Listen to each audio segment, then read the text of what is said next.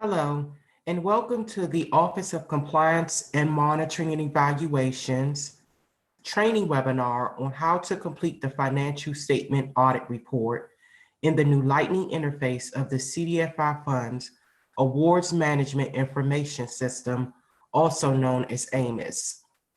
Before we get into the specific compliance report training, we would like to show you where you can locate the updated user guides.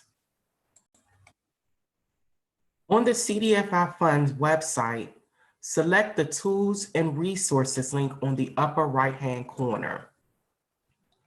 On the Tools and Resources page, select the AMIS link and select the AMIS Training Materials link. On the AMIS Training Materials page, you will find training manuals and tutorials which will help you navigate the new Lightning version of AMIS.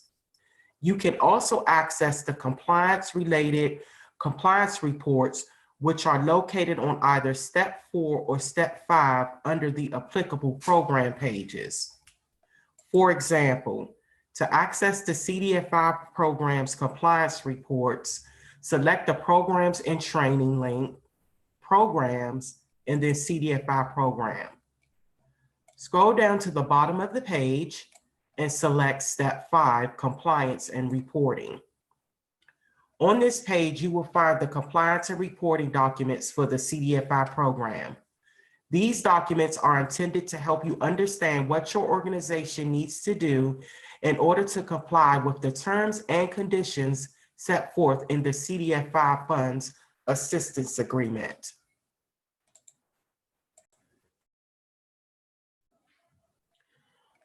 Throughout the period of performance covered by the Awards Assistance Agreement, the recipient must provide to the CDFI Fund an annual report which comprises of two parts, the Financial Condition Report and the Performance Report. Each of these reports may be comprised of multiple components. Please note you will only need to submit an organizational level report once per year, fiscal year, even if your organization has multiple awards. Reports that may be required at the organizational level include the Financial Statement Audit Report, the Single Audit Report, the Transaction Level Report or TLR, and the Shareholder Report. Reports that may be required at the award level include the Performance Progress Report, the Uses of Award Report, and the SF425 report. During today's webinar, we will demonstrate how to submit a new financial statement audit report. Now, let's get started. Once you have logged into AMIS and logged into your organizational's page, select the Related tab. Scroll down to the Financial Statements Audit section. Once here, select New. Here you enter the information for your new financial statement audit. Please note that sections that have a red asterisk are required sections and you will need to complete those sections.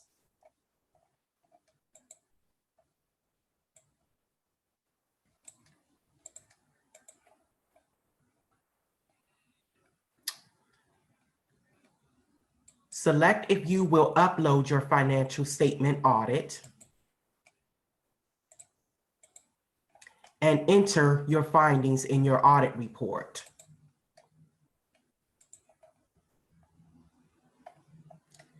Here you would select either yes or no if your financial statement audit includes a single audit or A133 audit. Please note that the A133 single audit is required for all nonprofit organizations that expend more than $750,000 in total federal funds in a given fiscal year. If you are a for-profit, please answer no. For the purpose of this exercise, we will select no.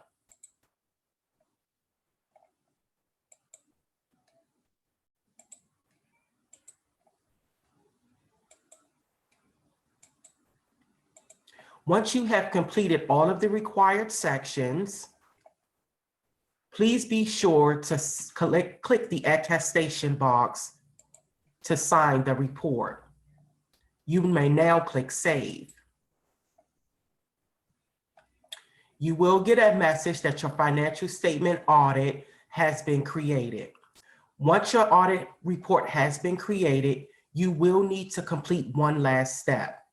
Select the single the financial statement audit report that you just completed. Select the Related tab, and you will need to upload your audit report since you did indicate that we would be uploading an audit report.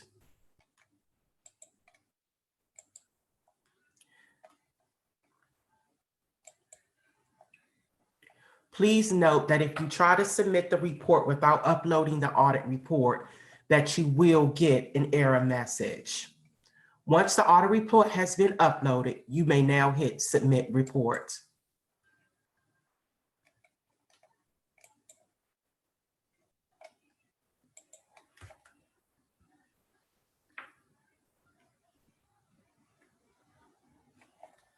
Your audit report has now been submitted.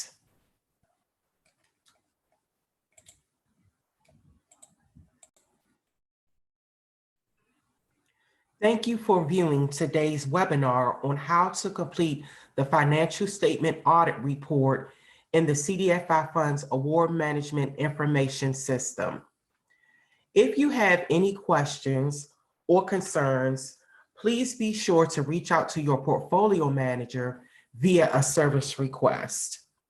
You may also contact us at the telephone numbers and email addresses below.